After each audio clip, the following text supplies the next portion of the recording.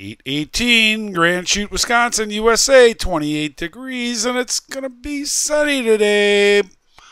But the windows are all fogged up for now. Because it's the start of winter here that lasts for almost 6 months. We need lots of heat to keep warm and defog our windows. We get our heat from piped-in natural gas and electricity seen here on these meters. What we need in the winter makes up for almost half of our carbon footprint here in Wisconsin, and almost as large as our individual contribution to CO2 to the atmosphere here at this meter to get ourselves around. And today, I am going to Minocqua, Wisconsin, 160 miles north for the ski swap, which happens tomorrow. What I want to talk about in this video is reducing my carbon footprint. And it all starts right here at home, where these LED spotlights and can recessed fixtures reduce my carbon footprint today 90% with electric savings you can see at the meter outside. And outside we can see workers installing LED Christmas decorations to eliminate the night celebrating the season next week starting after Thanksgiving Day.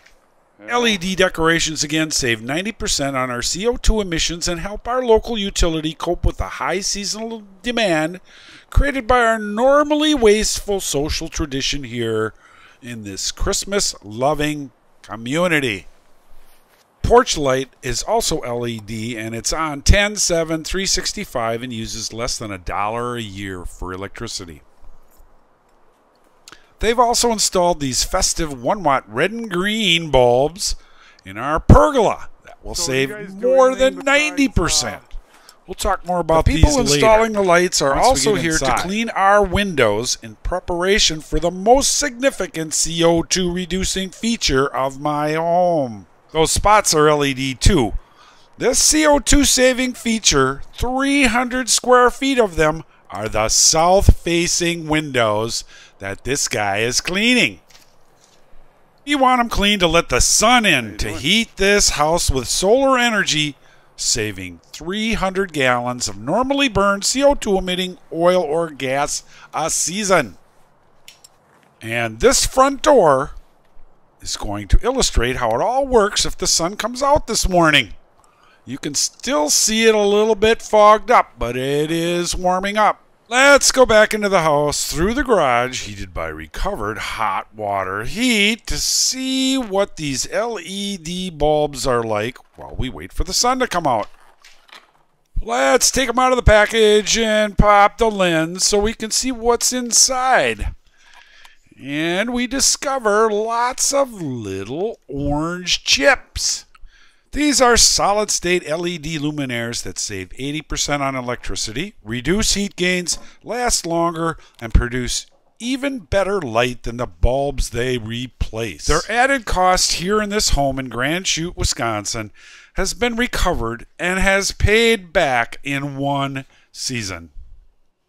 And a lot of the payback comes from a reduced cooling load in summer. LEDs are a low or no cost way for everyone to reduce their carbon footprint on every day of the year. These are the 1-watt extremely bright Xmas lights we are using in the pergola outside to save 95% versus that yellow incandescent that was there before to reduce bugs. Okay, the sun's coming out. It's about 9:30 here, and you're going to see how the sun plays in the entryway, heating the whole house with solar energy. It also works in all the rooms with south-facing windows, heating the walls and furniture as it gets brighter every minute of the day today. Those lines you're seeing are formed by reflective mini blinds inside 2 layers of glass that direct the sun in winter, insulate at night, and keep heat out in the summer.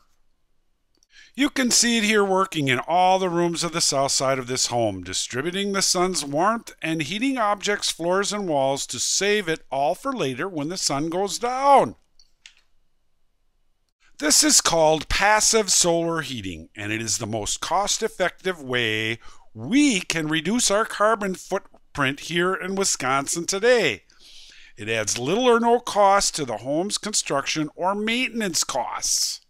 By this morning, you can see the sun's effect getting greater and warming more surfaces, providing abundant heat.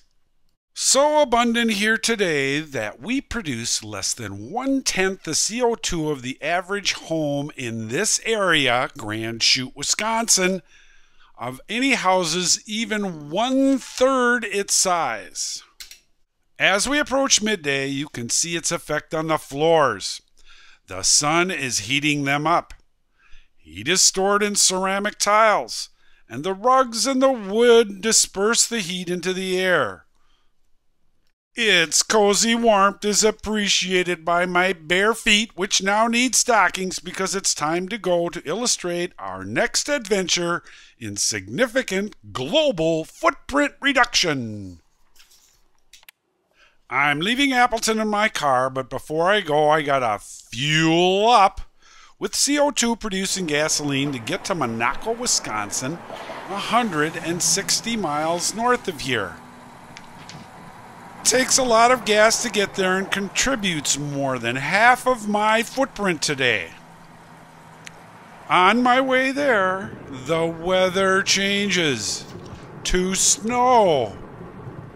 An effect caused by global warming and my contribution to CO2 emissions. But by the time I get there, the snowstorm, which we're watching right now, has passed and the sun is back out again late in the afternoon here in Monaco for the ski swap tomorrow.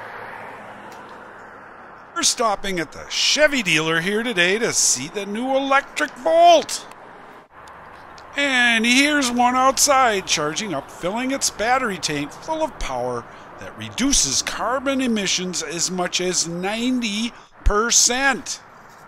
It's getting its power from this on-site charge station connected to the electric utility, which makes lots of what will move this car from clean, no-carbon hydropower. Look, it has a big green LED charge indicator you can see through the windshield. This Volt will fill up in 4 hours or less and cost 15 cents per gallon of gas equivalent for the next 50 miles of use. When and if the stored electricity runs out, the Volt switches to this high-efficiency, super quiet generator that uses less than half the gas of a normal car. And here's the best part. You could possibly never use a gas station again, because you charge your Volt at home with this adapter that comes with the car. This adapter comes with a plug that fits in a regular house outlet.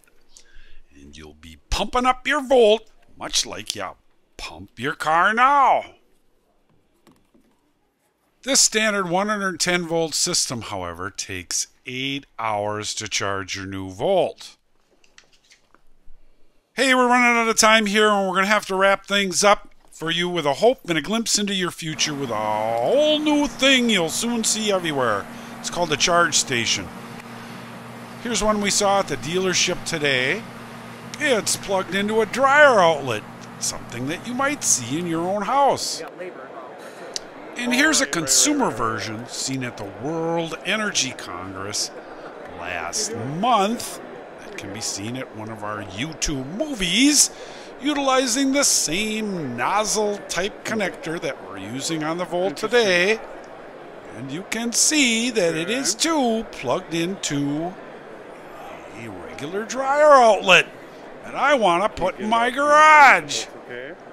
So when I get my Volt and save $7,600 worth of carbon emissions a year, and get $7,500 worth of government incentives to buy the Volt, I'll be reducing my transportation footprint 80 to 90%, just like I do at home in Grand Chute with my passive solar home.